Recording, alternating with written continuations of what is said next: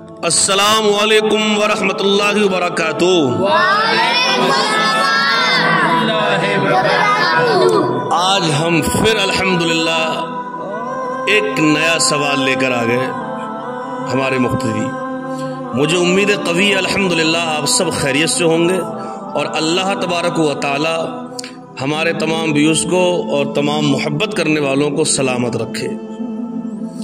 तो आज जान लेते हैं इनसे क्या सवाल है इनके। हाँ जी सरकारो। हजरत आप लोग जो मिट्टी में हम लोग मिट्टी डालते हैं कब्र में, हाँ। तो उसकी दुआ क्या है और हिंदी में उसका क्या असर? ये पूछ रहे हैं अल्हम्दुलिल्लाह, बहुत अच्छा सवाल है कि जब बंदा मर जाता है उसको कब्रिस्तान में दफन करते हैं तो जो मट्टी देते हैं ना, तो उस वक्त क्या पढ़ते हैं और पढ़ते क्या है, फिर उसका मतलब क्या है ना। अरबी की इबारत अक्सर लोगों को आती है लेकिन उसका मतलब पता नहीं होता। और अल्हम्दुलिल्लाह अभी हम आपको बताएंगे सब। अल्हम्दुलिल्लाह रब्बिल आलमीन वल आक़िबतु लिल मुत्तक़ीन वस्सलातु वस्सलामु अला सय्यदिल अंबिया वल मुरसलीन। देखिए, जब कोई मर जाता है ना और जब हम उसको दफन करते हैं, दफन करने के बाद में ये कानून है कि मट्टी देते हैं। और मट्टी कितनी बार देते हैं? कितनी बार? 3 बार। माशाअल्लाह, बहुत अच्छी बात है। और हमारे इन बच्चों में किसी को पता भी क्या पढ़ते हैं मट्टी देते समय? मिनहा खलकनाकुम व फिया नुईदुकुम व मिनहा नुखरिजुकुम तारतन उखरा। शाबाश, अगर अच्छा लगा तो लाइक कर दे। देखो माशाअल्लाह, है ना डियानू। मिनहा यानी पहली बार जब हम मट्टी देंगे तो हम पढ़ेंगे मिनहा खलकनाकुम। जब दूसरी बार मट्टी देंगे तो पढ़ेंगे वफीहा नुईदुकुम।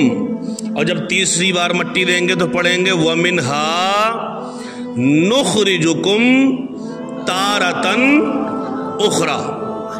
है ना, ये तीसरी बार में हम पढ़ेंगे। अब इसका मतलब क्या है हिंदी में ना, क्या है वो सुन लो उर्दू में आप। मिनहा खलकनाकुम, ये सब कुरान की आयत है। इसका मतलब ये है, रब फरमाता है मिनहा खलकनाकुम, ऐ बंदे तुम मट्टी जो दे रहे हो अल्लाह ताला ने इसी मट्टी से पैदा किया है। सुभान अल्लाह, अल्लाह ताला ने इसी मट्टी से पैदा किया है। वफीहा नुईदुकुम, और इसी मट्टी में लौटाएगा। जैसा कि मरने वाला चला गया कब्र में। यहां एक बात और बताऊं, कुछ लोग इसका तर्जुमा करते हैं कि मट्टी में मिल गया। माज़अल्लाह, ऐसा कुछ नहीं है। इसका मिलाना तर्जुमा ही नहीं है। युईदुकुम इसका मतलब होता लौटाना, मिलाना नहीं। कुछ बदअकीदे कहते हैं कि मट्टी में मिल गया, इस आयत का तर्जुमा नहीं नहीं नहीं, ऐसा नहीं है। बल्कि वफीहा नुईदुकुम, और इसमें लौटाए जाओगे। वमिनहा नुखरिजुकुम तारतन उखरा, और अल्लाह ताला दोबारा फिर इस मट्टी से तुमको उठाएगा। सुभान अल्लाह, यानी क़यामत के दिन अल्लाह ताला उठाएगा। समझ रहे, इसका मतलब ये होता है। अब क्या है मेरे यारों, मैं आपको एक बात और बता दूं। जब बात कब्र की चली है तो जब हम कब्रिस्तान जाते हैं, आजकल का ये रिवाज हो गया है कि सिर्फ फॉर्मेलिटी निभाने के लिए, घर वालों के दिल को समझाने के लिए बंदा जाता है ताकि बुराई पैदा ना हो जाए।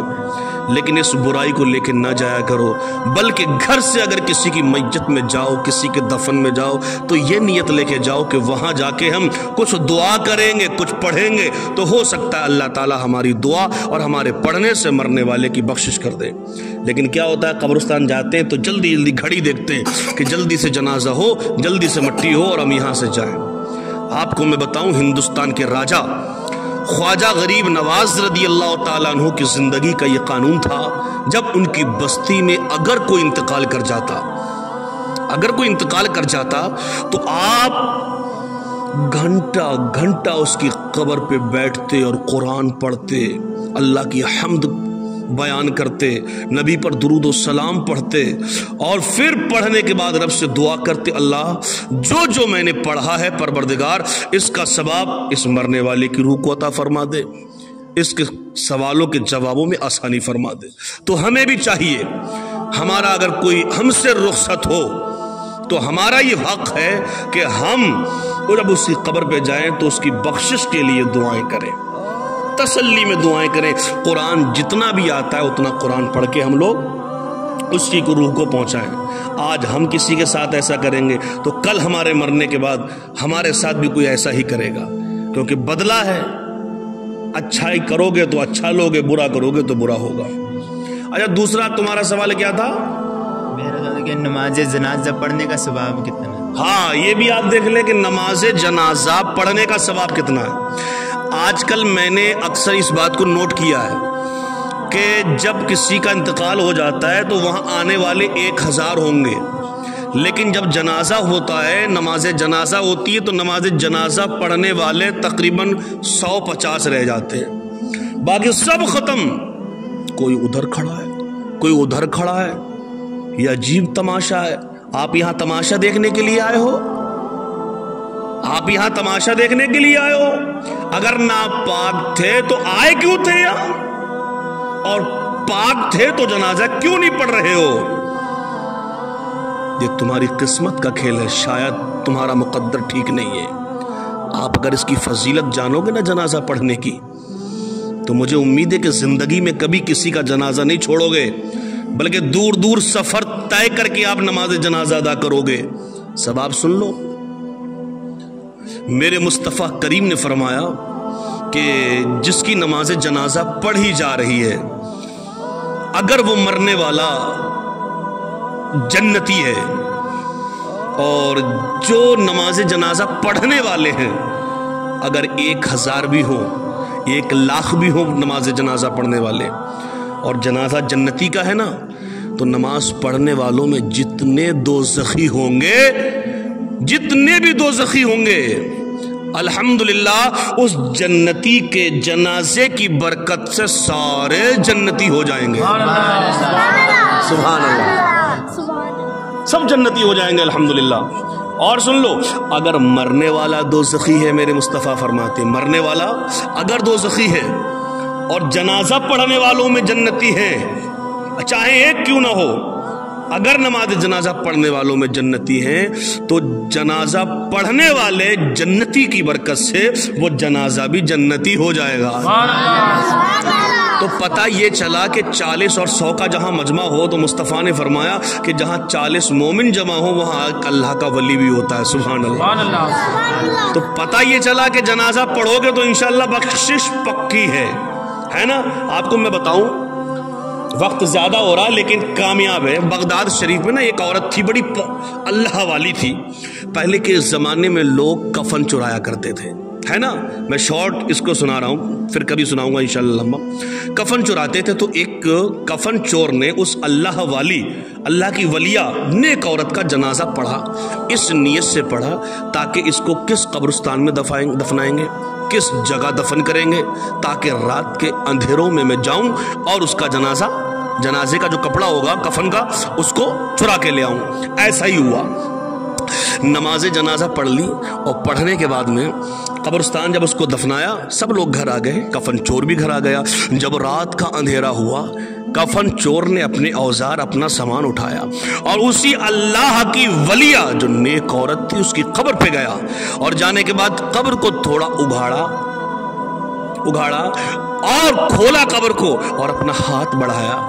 ہاتھ کس لیے بڑھایا؟ تاکہ کفن چرا سکے، لیکن اس اللہ والی نے اس کا ہاتھ پکڑ لیا اور کہا یہ کیسے ہو سکتا ہے، ایک جنتی کا کفن ایک جنتی چرائے؟ سبحان اللہ، پیانو سبحان اللہ کہہ دے۔ ایک جنتی کا کفن جنتی چرائے۔ تو وہ کہنے لگا اے بی بی تو نیک تھی، پرہیزگار تھی، نمازی تھی، تیرے جنتی ہونے میں کوئی شک نہیں، لیکن میری زندگی تو کفن چرانے میں گزر گئی، میں جنتی کیسے ہوں؟ تو اس نے کہا اللہ تعالیٰ نے مجھے بخش دیا ہے، اور جس نے میری نماز جنازہ پڑھی ہے اللہ تعالیٰ نے ان سب کی بخشش فرما دی ہے۔ तो प्यारो, आज के बाद इंशाअल्लाह हम किसी का जनाजा नहीं छोड़ेंगे। और आप भी अहद कर लो कि अगर बस्ती में, मोहल्ले में, रिश्तेदारी में या कहीं भी जो हमारी रेंज में है, अगर कोई इंतकाल कर जाए तो इंशाअल्लाह हम सब नमाज जनाजा जरूर पढ़ेंगे। अब वीडियो काफ़ी लंबी हो चुकी है, मैं यही एंड करता हूँ। कल फिर आएंगे अगले सवाल के साथ में।